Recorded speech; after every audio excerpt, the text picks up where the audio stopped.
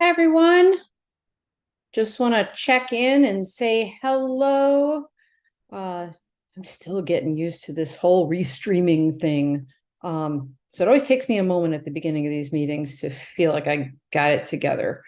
Uh, Anyhow, thank you for joining us tonight. And we are going to be discussing a question that came in that has to do with crates or kennels. The question specifically was, my dog hates the kennel, but I'm worried about leaving him out when I'm not home. Is there a way to make him not freak out in his kennel? So again, to me, there's always multiple things that I have to look at when I'm answering that question. And a lot of it depends. How old is the puppy or dog? What do you mean by freak out? My definition of freak out may be different than my next door neighbors, may be different than your definition or your sisters or your brothers. So we have to look at that. Now, if it's a case of a tantrum, a mild tantrum, then we have to do a few things. One, yes, I would make sure that I do some perception modification change or counter conditioning, feed meals by what I do is I would shape it. I would have the kennel door open and I would make feeding time. My dog or puppy looks at me and I toss a couple pieces of food into the kennel. And after a couple of days, what should start happening is I sit down for mealtime with them. I've got their food and they start anticipating that I'm going to toss that food into the kennel. And I don't even start shutting the door yet, right? I just get them to where they're like, this is a fun game. And then after I've shaped that behavior, and that's how they get all their food for a few days, then I start doing things like I can put a remote feeder on the kennel so that it actually drops food into the kennel. And I'm out of the picture, right? I can be sitting and reading a book. I'll still be in the same room, but it's between now my puppy or dog and their kennel. And it's this fun thing that goes on. And then I can actually shape them to relax with the kennel door open, right? With the remote feeder, rewarding them when they make good decisions towards relaxing. And then from there, I can also start, this would be more of a basic, just quick close and open, like a real basic counter conditioning.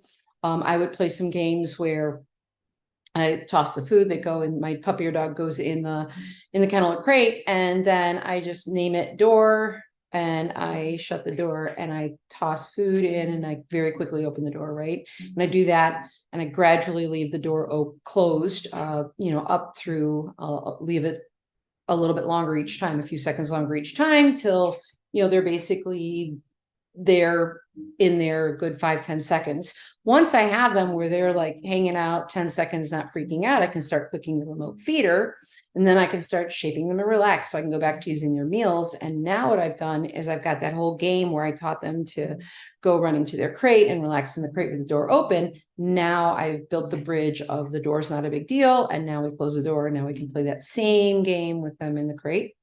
And then when they're good at that, I'll go back to an open door and I'll actually go off in another room. And this is where it gets interesting, right? I'll just click the feeder a couple times so they hear the food and they'll probably go running to get the food, right? And then what I'll do is I'll be in the room next door, right? Just the adjacent room. And I'll have a webcam on it, or you can use a iPhone with an iWatch, right? You can set the iPhone looking at their crate or kennel, and then you can look at your iWatch and be looking at what's going on. And then again, I shape relaxation until they're laying down and they're happily just chilling out in the crate. And then I will do the same thing. When they're good at that, I will actually shut the door, click food a few times while they're in the crate. And then while they're in the crate with the door shut, I'll leave the room and do the whole shaping again. So that's how I handle the crate. It's really for a puppy that's already struggling, right? And a puppy where it's more than it's on the higher end of a tantrum, or it's definitely moving towards a crate phobia. And those are very rare, the crate phobias, but some of the tantrums can be the puppies or dogs can be so set in that behavior that that simply letting them cry it out or covering the crate, which I will do in easy circumstances, doesn't work, right? Now, in extreme cases, have I utilized like a med or a CBD oil so that the training can take hold? And then, within a month, we don't need the med or the CBD oil at all because we've worked on the relaxation piece. So that's for kind of the more difficult tantrum type situations. Again, if you're dealing with a true separation anxiety, to me, that's a whole other thing. And you really need to work with a trainer coaching you along on that, because there are multifacets to that.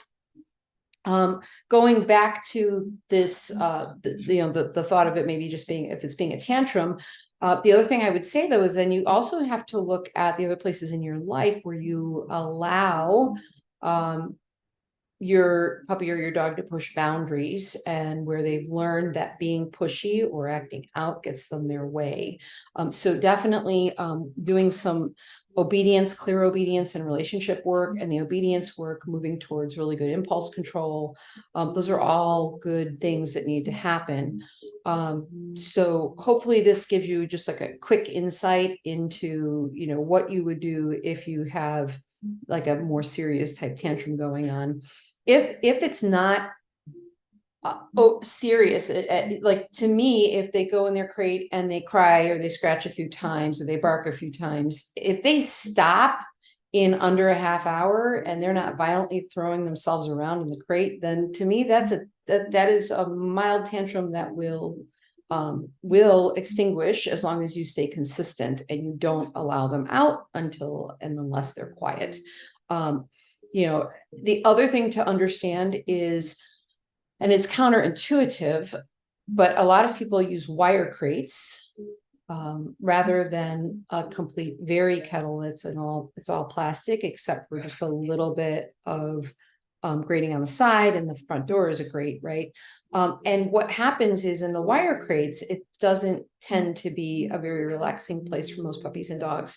So something that's more den-like, i.e. a true very kennel, would be a better option for the training piece of it. I know the wire crates are wonderful because you have the divider and you can start small and make bigger, but I'll be honest with you, in this, if I'm practicing what I preach, if you went into my storage area in my home, I have every size of very kennel from puppy to 500, because, and that's like I've got the puppy, I've got the 200, the 300, the 400, the 500. So I've got 5 very kennel sizes, right? And I start with the puppy one and I get to the larger one as my puppies grow, little by little, making sure that they're in a size appropriate crate. And again, that they're in something where they feel denned and helped, denned and comfortable, right? Relaxed. So if you're struggling, if you're doing these things that I'm recommending and you're struggling, then you really need to work with a trainer. There are plenty of great trainers out there. You could reach out to me. I have coached a number of these, especially since COVID, and I've done most of them virtually and have a very, very high success rate with these. So just know that. And if you have true separation anxiety, I wouldn't try to do it on your own.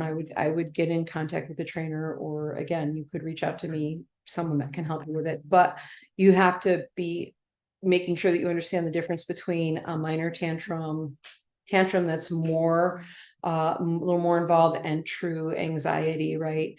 And be handling it appropriately. So I hope these things help you out, and have a great Tuesday night, and take care, y'all, and enjoy your puppies.